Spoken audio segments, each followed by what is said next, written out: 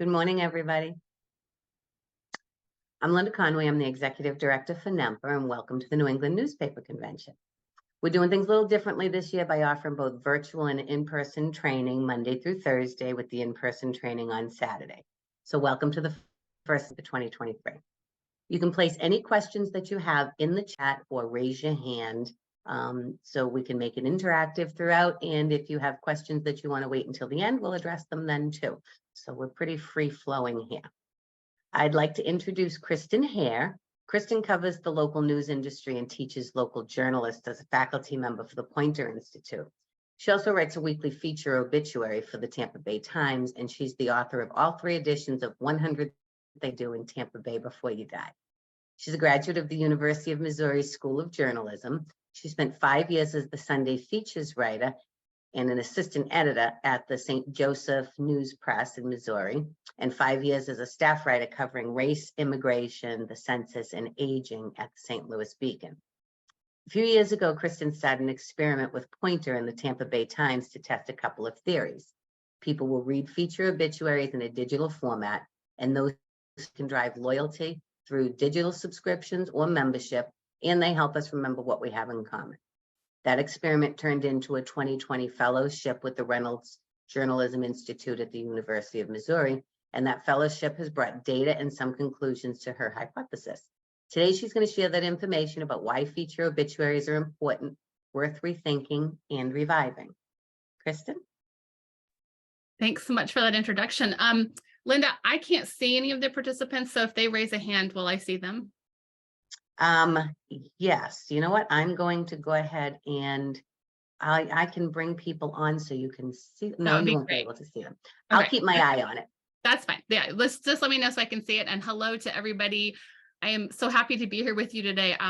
I want to do a couple kind of housekeeping notes. We would love to answer your questions. We can take them as we go. I have some time at the end. It's up to you. If you want to post them in the chat or raise your hand, and Linda will let me know who's out there.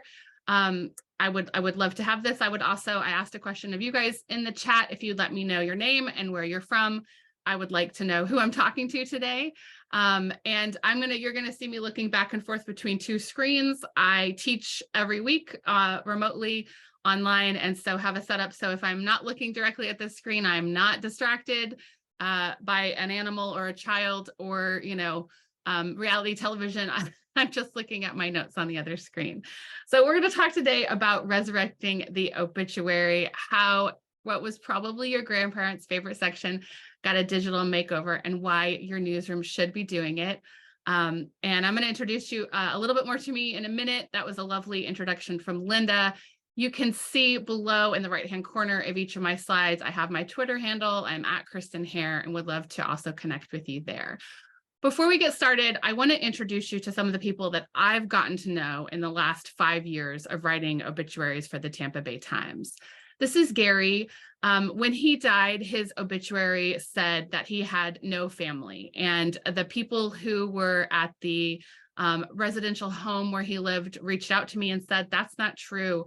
We weren't related to him, but we were his family, and we want you to know about him." Gary loved keeping a jar of peanut butter by his bedside table. He had a fantastic CD collection. He fretted about paying his bills on time.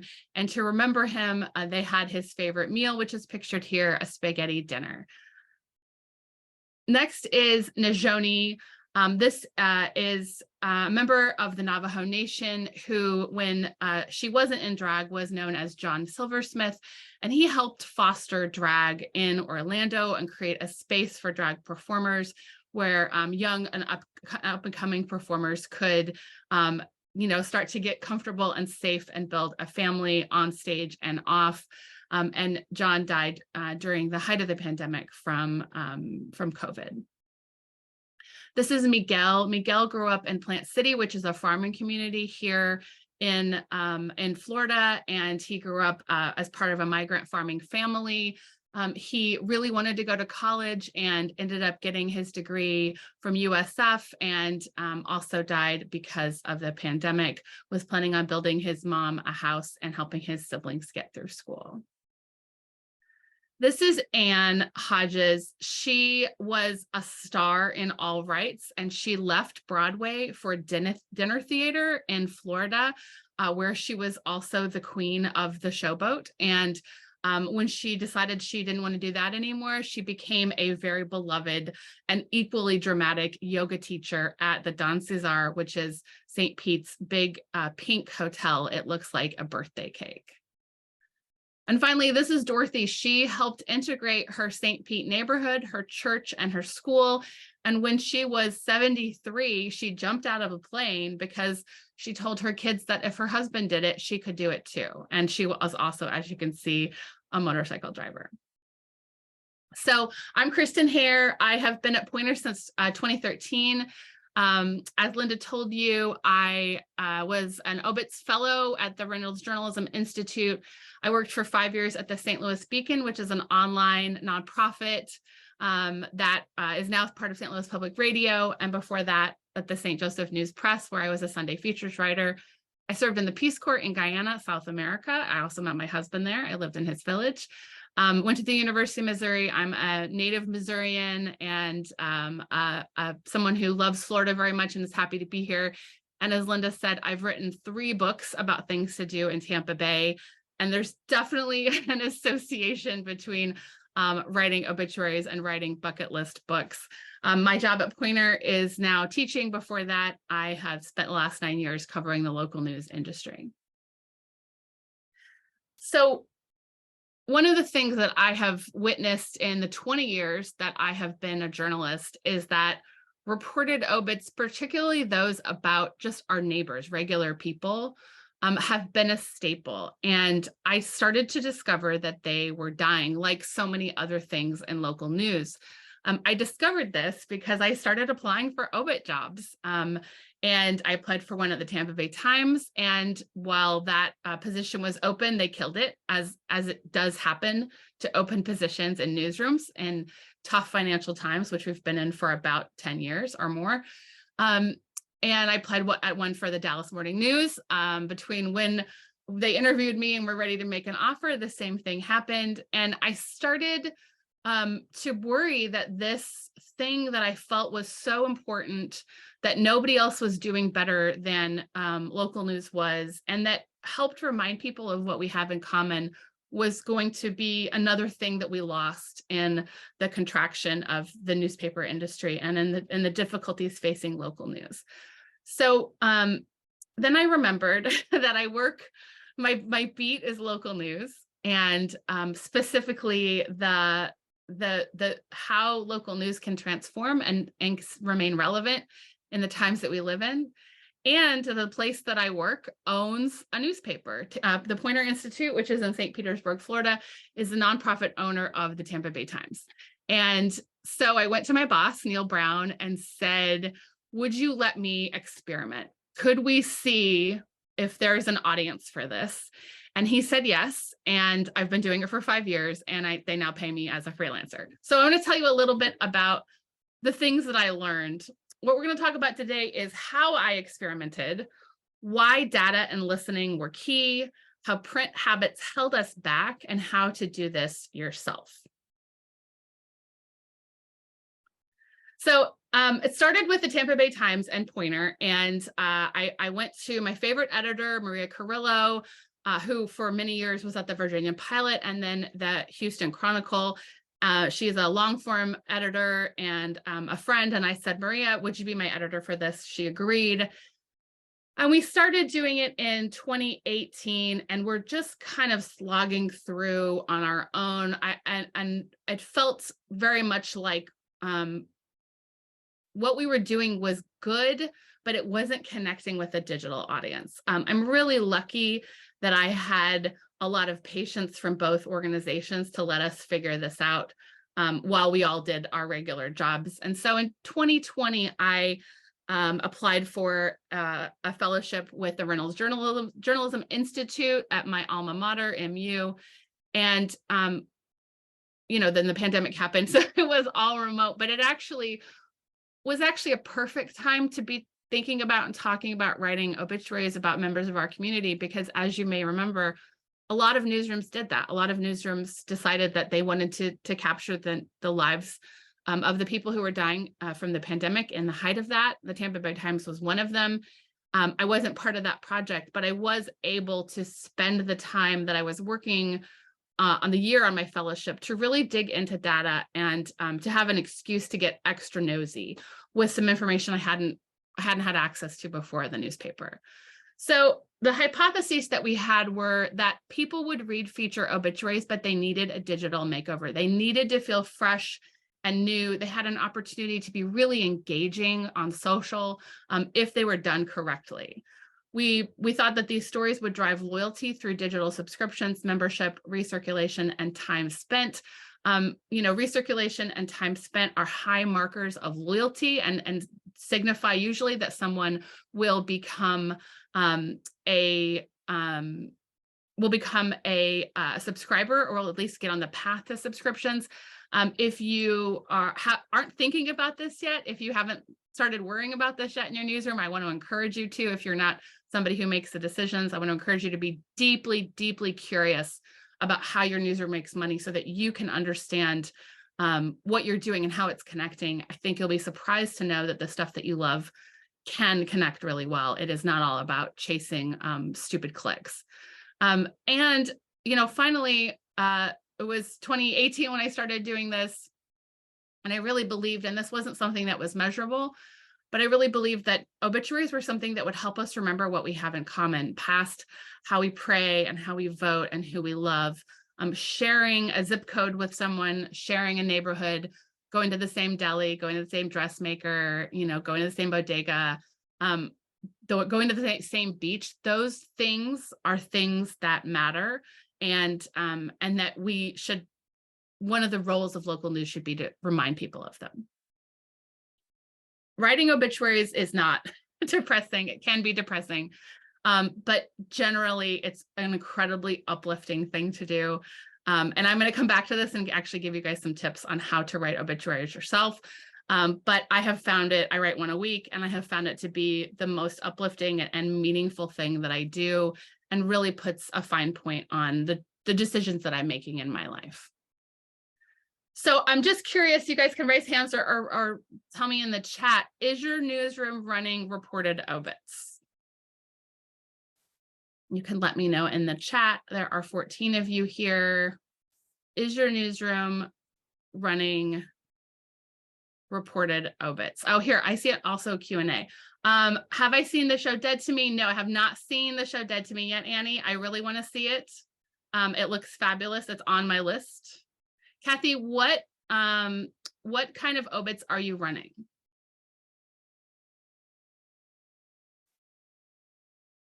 Kristen, it's Linda. Yeah.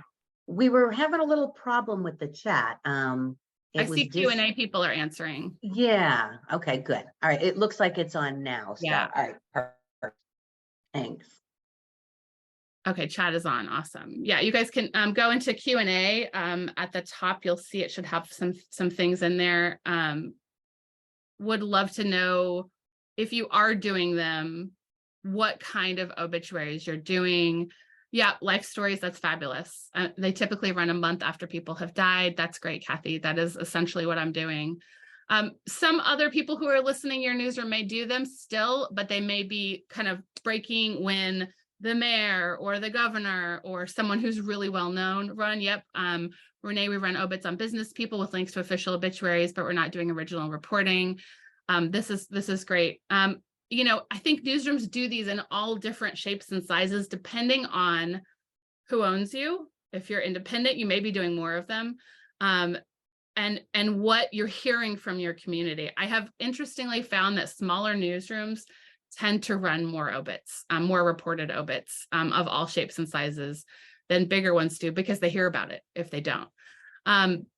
So good. So thanks for those of you who answered. So the thing that was, I knew this because I covered digital transformation, and I've been doing that, for almost a decade at Poynter, visiting local newsrooms around the country, watching how they're testing things.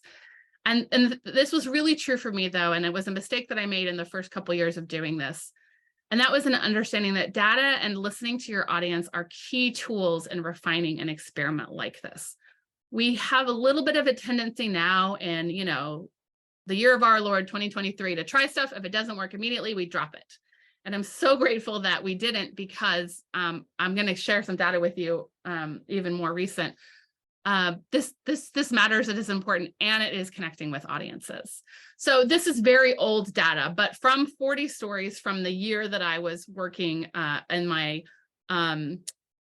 fellowship, 200,000 page views, 300,000 engaged minutes, an average read time of 130, 226 people clicked to the subscribe page.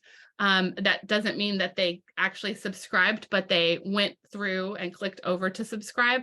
High recirculation. I have now 2,000 newsletter subscribers. It's a tiny newsletter with a really high open rate.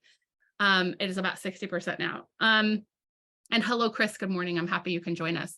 I just got an update on how these are doing, actually, from my managing editor, and she told me that obituaries have the pieces that I write, which the Tampa Bay Times calls epilogue in print, a higher than normal, significantly higher than normal rate of sending people on the path to subscription. So the conversions, or directly, people will read one of my pieces and go and subscribe because of it. And so these pieces don't go viral. Very rarely do they go viral. It happens every now and then, but that is not my goal. My goal is to get people on the site, to get them engaged with it. They fall in their rabbit hole and read others that we've written before. And then hopefully, after having that experience, become loyal subscribers and help support my news organization. One of the things that was really interesting about paying attention to the obituaries that we wrote and what were the most successful in terms of page views and time spent and new users, right? So not just clicks, but a combination of things, was they were about specific communities. So maybe it was about West Tampa, or it was about Clearwater. They were about people behind places. So last week I wrote one about the owner of a famous dress shop that operated since the 70s, where everybody went to get their prom and their quinceañera dresses.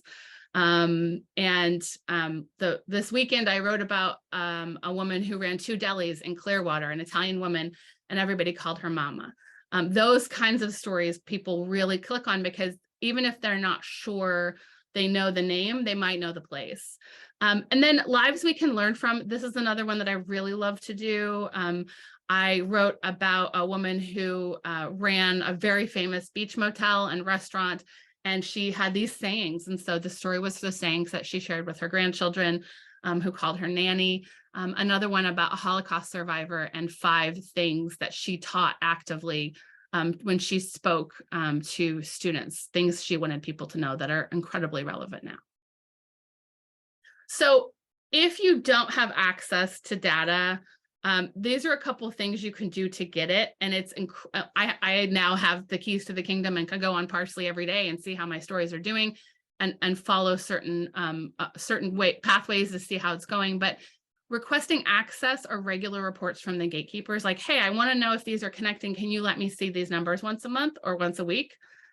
Looking at Annex regularly to get familiar with them and their nuances. People who teach data, and I'm not one of them, but people who teach this talk about being data informed, and so not data driven. So understanding the nuances, that like time spent matters a lot. If people are clicking in and out of your story, it doesn't matter if you get 25,000 of them. If they're not spending time there, there's little value there.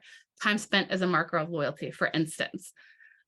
Talking to the people in your newsroom who monitor these, and being a reporter and being curious about understanding them, and then conducting a monthly self-audit. I teach lots of programs at Poynter, and I recommend everybody do this. I started doing a self-audit of the work that I do probably in 2019, and I would just keep a Google spreadsheet, and I would do a link to every story, and I would do a number of data the week after and a month after. And what I realized was that the kinds of stories that I always said yes to, which were when people would be like, Kristen, we have an exclusive for you. We have something, we want you to announce it for us. Nobody read them, like nobody, like negative nobody, like 300 people would click on them. But stories that I wrote about things that had happened, things people had done with those announcements, exponentially higher. So I was able to go to my editor and say, these stories aren't connecting. Here's the data. Can I spend my time in a different way? And he absolutely agreed. The same thing is true with understanding how obits connect and which ones connect the best. So I talked about data, and then there was listening. And this was something that I've never had the opportunity to do before. And I think it's something everyone should be doing in their newsroom. I know because I got to work with a class at MU who did a marketing class, and I was their client for their whole semester. I know that the target audience who wants to read these reported obits, they're ageless, which is shocking, right? Because you would think that this would be all old people who are looking to see who's died that they know, which they are still there, but they're ageless. They're people who are seeking connections, and they're people who always want to learn. The way that we knew this is that we did some quantitative research. I say we, I had nothing to do with it. I was their client. They did it for me. But we put out a survey. They talked to 334 people in 16 states. They did 8 one-on-one interviews, and they dubbed the people who love these kinds of stories as multidimensional connection seekers. I love that term, and it really helped shape how they lived the newsletter that I write every week for the Tampa Bay Times, which tells the stories behind the obits. It helps me get some stuff that I wasn't able to get in the story into people's inboxes. I can feature people in the community and highlight paid obit snippets. When I first envisioned how they lived, the way that I thought of it was that we would be maybe getting into some of the darker things of covering death. And again, it would maybe be that Winona Ryder and Beetlejuice kind of experience. And this information about what people wanted from that newsletter helped reorient me to stay closer to what it was that I loved about writing obits. So these are a couple of the things that I did. I mentioned Nanny, who ran the beach motel, the Keystone on Paso Girl Beach. This is a mural of her that they painted that's on the backside of the motel. I once did a newsletter on how to write your own obit with some writing prompts that people can have to either ask themselves or to ask a loved one as they're getting ready to celebrate them if they know that death is near. I had a couple share with me a spreadsheet that they had been keeping for years with things that, like, terms people use for instead of saying dead, cross the last finish line into the full embrace of God. My favorite is fireworks lit her path to heaven. That couple, they're very loyal, and they email me every week with new ones, and I love them.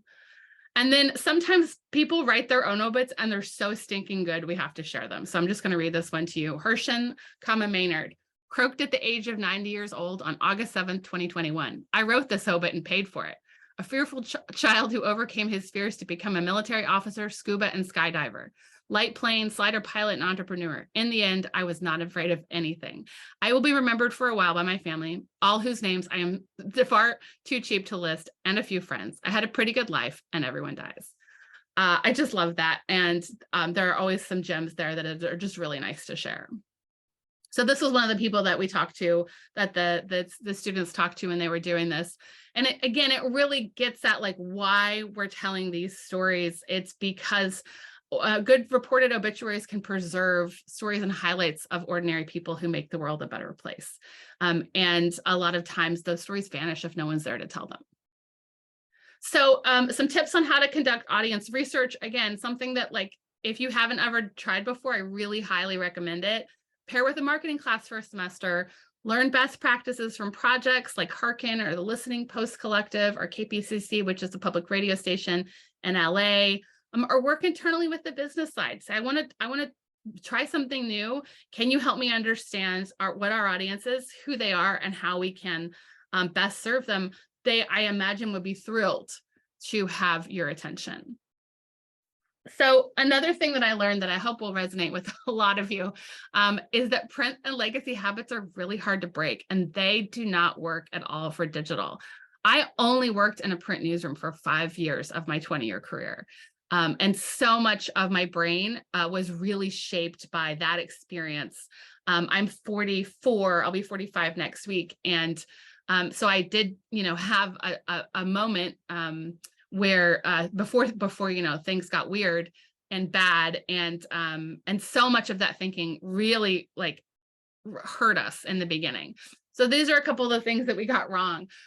We only used one photo to start with, and obituaries, especially when you're thinking about them for digital, are a fantastic opportunity to get really evocative snapshots from a person's life. Can you show me photos of them when they were younger, photos of the family, photos that you think encompass who they are, right?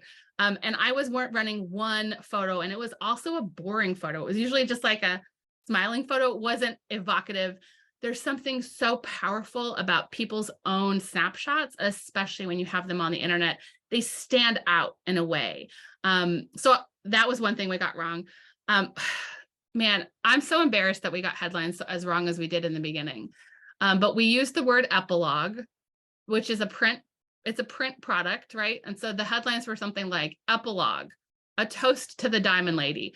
Now, I bet you don't have any idea what that story's about. And you probably wouldn't click on it because what the hell are either of those things? I think the headline I would have written now is she accidentally swallowed a diamond and went viral for it. Or after accidentally swallowing a diamond, she ended up on David Letterman, right? Like click, click, click. I want to read that story now. And so we cut the word epilogue, and we started really offering a promise of who we were writing about. We also have found that it matters to get neighborhoods, cities, names of restaurants, names of beaches, you know, sort of those things, again, that people connect with, that it really matters if we can get those in the headlines. We were publishing these on Thursdays. And, you know, I don't know about you, but my brain on Thursdays, I'm not looking for a good read. I'm looking for what's happening this weekend and what do I want to watch? What do I want to do? You know, what crazy things are happening in politics. We were running them like Thursday afternoons because it made the best sense for us. So working with one of the editors at the Times, we said, when would this be best for our audience? And he said, Monday mornings. We have actually shifted even further. These now run in print on Sunday and hold the whole day on Sunday on the webpage and get a ton more on the homepage and get a ton more views that way, and then usually get a second push on Monday. So I'm getting 2 days of coverage when people are getting back, sitting at their computers, their phones, and starting to think again. Print thinking, you know, again, I think all of this is what I've mentioned is print thinking. And then depending on paid obits, I could do a whole other session on paid obits, and maybe I should. Paid obits are a backbone of many newspapers, and they're one of the very few profitable things that a lot are still doing. And they also are not the right filter if you're trying to reflect your community, because typically older white men are the ones that are, you know, whose families are paying $3,000 for a lengthy obit that can tell me the kind of information that I need to know. So I built in a way of filtering for myself, a process where I'm checking the funeral homes that serve Black and Brown populations, some that are outside of our, you know, sort of major coverage areas, the St. Pete, Tampa area, that get more rural, that may not appear in the newspaper, but do appear on the funeral homes websites. I also find great stories when I read the Black newspaper that's in Tampa, and we have a newspaper in Tampa that comes in 3 different languages. And I also find fantastic obituaries there. And so breaking those, first of all, identifying what we were doing wrong and then realizing they were all old legacy print habits, and then breaking them had huge success, right? So the things we get right now are just casting a wider net. I started writing these obits and I would kind of already decide what the story was about. So I wrote one early on about a chef who had MS. And I thought it'd be really cool to run one of her recipes. And her wife said her recipes were really complicated. Like I couldn't give you one of her recipes. It would take up the entire story, right? And so thinking more like broadly about who a person was, asking sort of the right questions, which I'm going to get into. And so the first question I ask everybody is just, what do you want? What do you want people to know about the person that you lost? And then starting to narrow in and deciding, I don't know what the story is before I write it. We get the timing right now, and archives are such a rich way. Newspapers.com is my very best friend in the world. Such a rich way to find people's voices, images of them, and sort of piece together their lives. I mentioned at the top Najoni, and when John Silversmith was in school, in high school in Arizona, he was chosen for a role in Orlando with Pocahontas. And he talked about how he never felt at home there, and he was ready to be in a place where he felt more accepted. And that was then something he went on to build. And so being able to pull back that tie from his past into the obit, I think really was, really helped show what his motivation was. So a couple things that you can do if you want to start this. I mean, first of all, just start reading the obits, read them every day. There are so many people that I find that she was piano virtuoso, people that, like, I don't think the news department would look at them and think that they were maybe worth like a news obit, but there's so many people, little details that you could read, that if you make a call, you will usually find just rich and beautiful stories that are worth telling. I think this is worth testing with the weekly feature. You can say, I want to do it for 3 months. Let me see how the numbers go.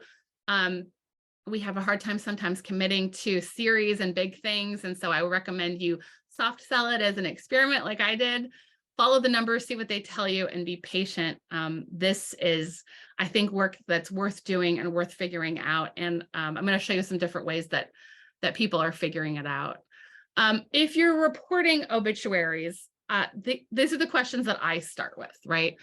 What do you want people to know? What do you want people to know about this person? What was important to them? What was not important to them? What did they not care about? What did they love? What did they not love? What was a lesson that they imparted to you during their lives? I get to some version of these. Sometimes I ask about quirks. I want to know, for instance, the quirk question with the story about a math professor, led to this detail that he was so buttoned up. Literally, his wife had to sew an extra button into the top of his shirt so that he could be all the way buttoned up to the top. That is just a lovely detail that I think tells you a lot about him. His pencils were always sharpened. He never had a dead pencil. He had the cafe con leche at the same place, the same time every day. Those little details share something about someone that are so much more interesting if I can show you instead of telling you. I also learned that obits deserve special care. So I work with Karen Baird, who was a researcher at the Tampa Bay Times. She now works for Poynter and specifically PolitiFact. And she does me a favor every week and does a background. We joke usually that most of the people that I'm reporting on are Florida legal, which means like they might have some pot charges and some speeding charges, but they're mostly clean. But I do want to know when I'm writing about somebody, if there are skeletons in their closet, it doesn't mean I'm not going to write about them, but I want to know what the skeletons are, if I can find them. And I have chosen not to write about people based on some of the stuff that's in them, because who they appeared to be publicly was not what I found in their background checks, and those are easy for me to pass up. I work with families, so I usually try to find one family member who is willing to sit in a shotgun with me through the week, and then do a very thorough fact check with me, make sure we're getting things right. I have learned the hard way to ask, like, if I don't talk to all the siblings, will I ruin your Thanksgiving? Like, who do I have to talk to? What kind of things are going to come up? So that's the next tip, is just expect feelings. Even like Kathy does when you run these a month after, I typically have about a month before I start with somebody, because I want to let them get through the fog of grief, at least initially. Man, a lot of feelings come up for people. If you had a complicated relationship with the person who died, a lot of stuff comes up. And so I just want to be real aware of that and make sure people know what we're doing. Publishing is the first step. I always go back and share with the people that I wrote about. Obviously, I'm on social, I'm in different places, making sure that people know about it. And I think it's really important to stay in touch with the people that I write about. My inbox is always open. I send them every single, of those main sources that I work with. I send them an email after the story is run that says, thanks for sharing this person with us. And if I made any mistakes or if you spot any errors, let me know. I will correct them. I'm working in digital. I can do that. And mistakes do happen. I want them to feel free to spot stuff that they maybe forgot or got wrong. And that happens so that we can do justice to the person that they lost. Pay attention to family dynamics. I did one of these recently. It was about a business owner, and I was talking to one of his kids, and I said, does your stepmom know about this story? This is like the day I'm turning it in, the day I'm filing. Does your stepmom know about this story? You mentioned it, right? And he was like, no, we don't really talk. And I was like, oh God, if someone wrote a story about my husband after he died and they didn't give me the chance to talk about him, I would be beside myself. So I found her. I very quickly explained what I was doing. I did a fact check with her and she loved it and felt included. So, make sure you understand who's involved and what their issues are. I think it's good to have facts and context, right? So a lot of, I like to say that a lot of these pieces are tiny histories. It's interesting, for instance, that,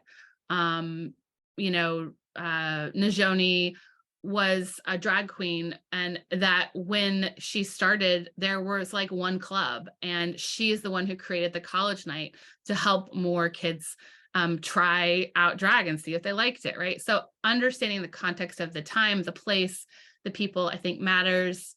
I always want to get into archives, public and personal. So whether it's, newspapers.com, I did a story once and got somebody's entire he wrote a book about his own life that was never published, but the family had it, his biography. That was great to have. Text messages that people have.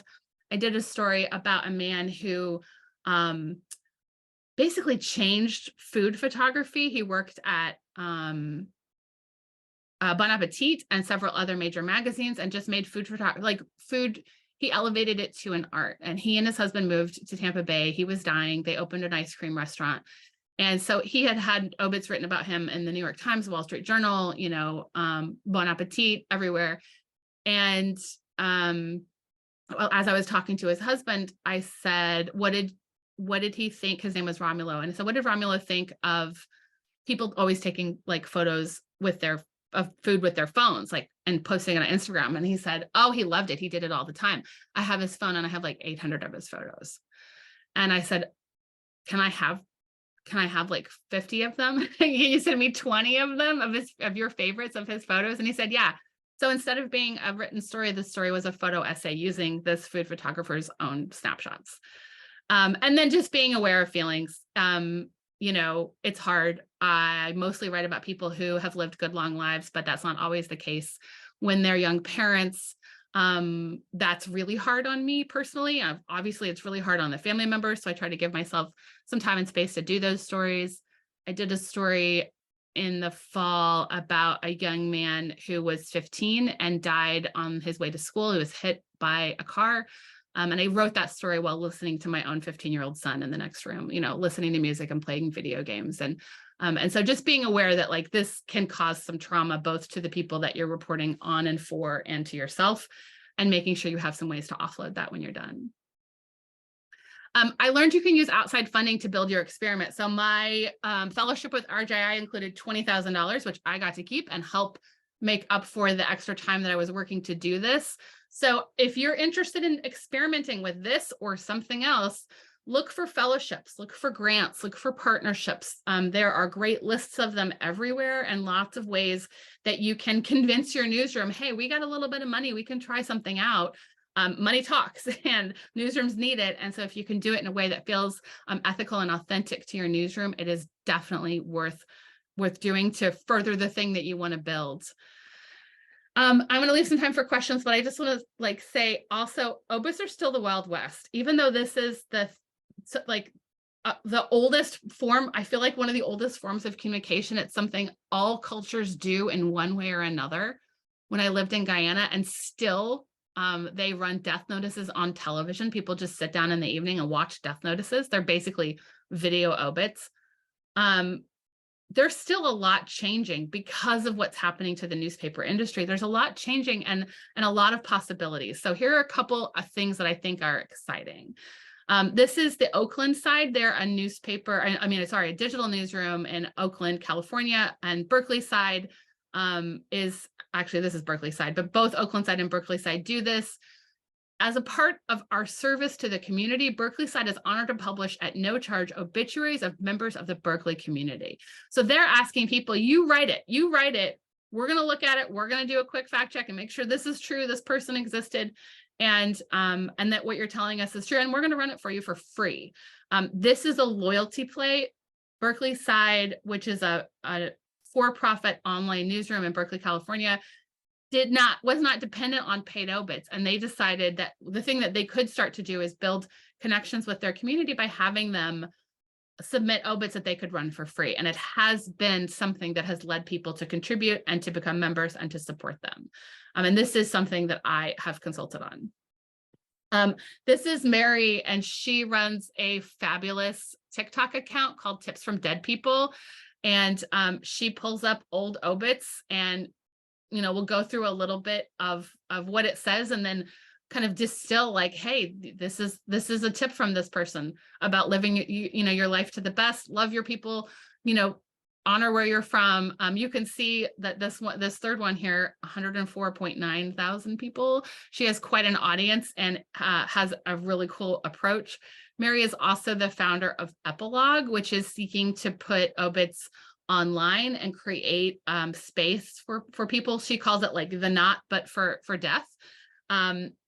People have tried this before, including Steve Waldman, who you might know from Report for America, and nothing has quite taken off, but I think it's super exciting that people are trying. And I think it's a note to people who want to write these for their newsrooms that you may have some competition, and so you better do this well. I think there's also room for all of us. And then Ari works on this project, and it's called Homage, and it's audio memories for life's moments, and that includes deaths, and is another, I think, really innovative digital way of celebrating loved ones and milestones. So I think obituaries tell us who a person was and why their life mattered. And the reason I am devoted to this is because who better to share those stories than our local newsrooms? My mom said to me a couple years ago, after I'd been doing this for a while, she said, when you first started talking about obits and why you wanted to do them, I thought you might be a little mad. I didn't really understand. And then I started reading them, and now I get it. I understand why this matters to you. I'm going to drop in the chat, which hopefully you guys can see. This is where you can see any of the ones that I've written for the Tampa Bay Times. I would love to answer your questions if you have them. We've got about 10 minutes left, and I would love to answer your questions. And you can pop them in the chat, and I think raise a hand, and Linda or Tara will pull you up.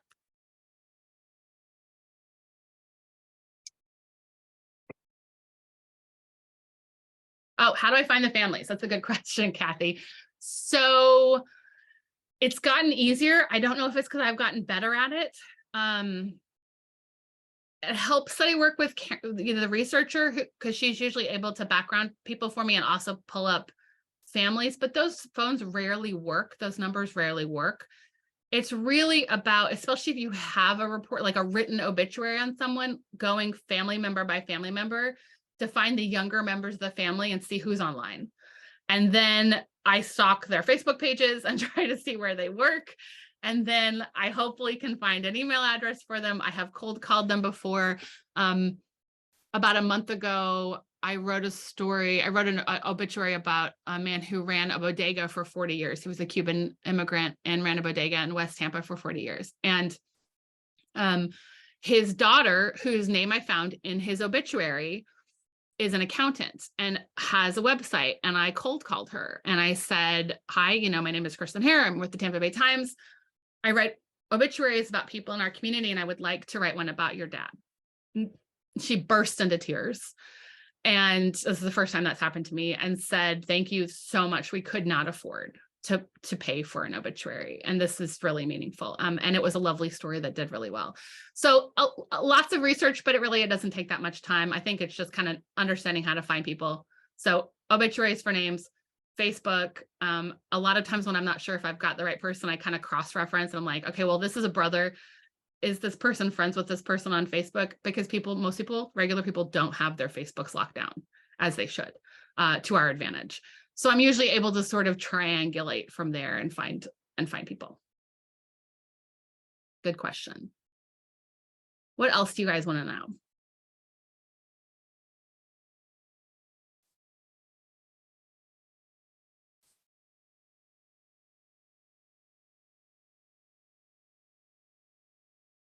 Okay, I'm going to give it a couple more minutes. If you guys have questions in the chat, I would love to see them.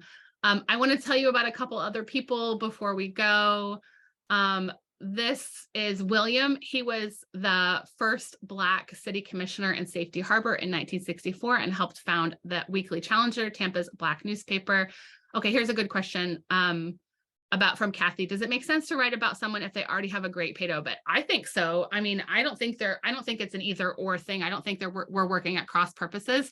There's a specific audience that's reading paid obits, and there's another audience that's online that never clicks over on those.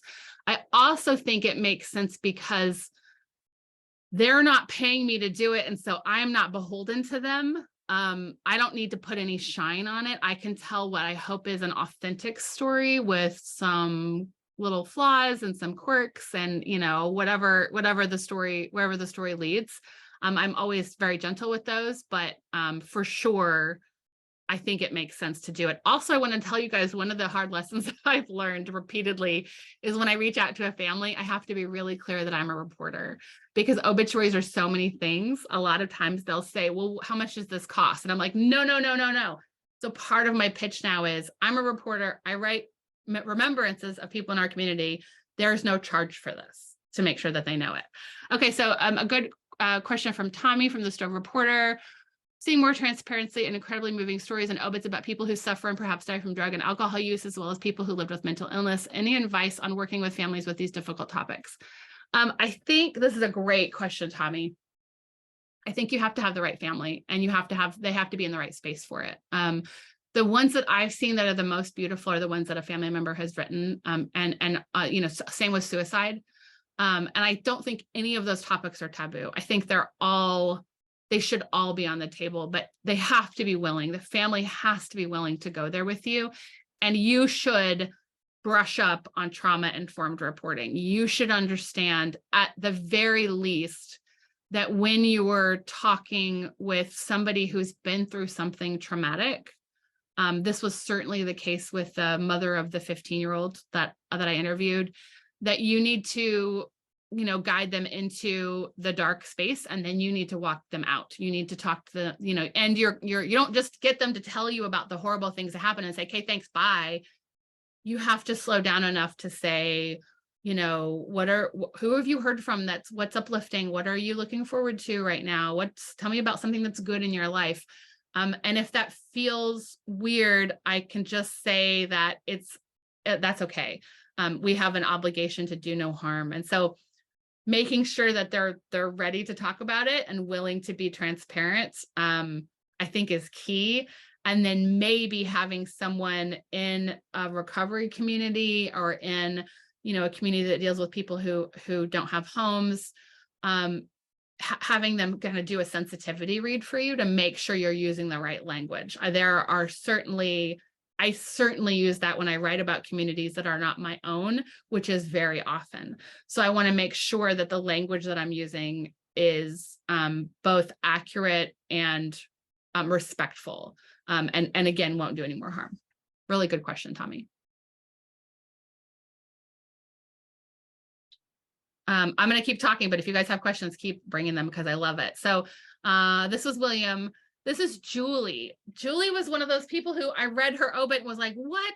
She was a chemistry professor and a pioneer in polymer science, and that women now work in. Her students work in NASA and like around the world in these amazing jobs. Julie is the reason She holds the patent for the thing that goes into your clear goggles. She's the reason that when you leave them out in the sun, they don't turn yellow, right? Like, she did amazing science that is like useful every day. And just had a little paid obit, and I poked around and found this remarkable story. And this is Leanza. Leanza was the first Little Mermaid at Disney. She was the first to be on stage. She was a Miss America in 1993, and the first person back then to use her platform to talk about HIV/AIDS awareness publicly and in a way that wasn't about shame or anything horrible. She wanted us to talk about finding treatment and treating people as though they were humans, and she did a beautiful job with that. My email address is khare@poynter.org. I would love to talk to you and say hi to you in email or on Twitter. Linda, do you have any more questions for me? I don't have any questions. I do have a couple of comments, though. First of all, thank you. Huge thank you. I do love you how they lived column. I get it all the time. Thank you. We started well, you know this, we started a category in our contest about obituaries, and it got me hooked into reading them, which is why I started getting your column. But a couple of the topics that you touched on, I think, are really interesting. About I love the idea of pairing with a marketing class to help you work on these. Yeah. And one of the sessions that we have coming up at the convention is about pairing newsrooms and universities. It's happening more and more. I think there are 130 programs around the country. Yep, it's a big and exciting thing. It really is. And about getting yourself a little more knowledgeable about trauma-informed reporting, we have some sessions on that too. Right. If anybody needs to learn, well, we all need to learn about it. Yeah. But yeah, check out the session. And I wanted to say thank you. You said that you're embarrassed about some of the things that you did wrong in the beginning, but thank you for your mistakes, because it helps the rest of us learn from them. Thank you. I will always happily talk about my mistakes, because that means I don't repeat them, hopefully. Yeah. So, and yet you said you could do a whole other session on paid obits, and we might tap into you on that. Yeah, it's for sure a topic that I think really matters, and that newspapers are going to have to start thinking hard about. How do you pull the tablecloth off of a fully made table without destroying everything? I can't take that metaphor any farther, but the audience that pays for them, that's not going to last forever. So we have to rethink that approach, I think, for sure. Yeah, absolutely. And the innovative ways that other people are starting to do the obits, that's so interesting. And, if we don't cover our communities like that, somebody else is going to. Yeah. Or they won't, and then people won't know about them. But I think there's lots of exciting things happen, and I'm excited to be a part of it. Yeah, me too. Well, thank you so much for this. And we'll have the recording available for anybody that's registered for the convention. Thanks so much, guys.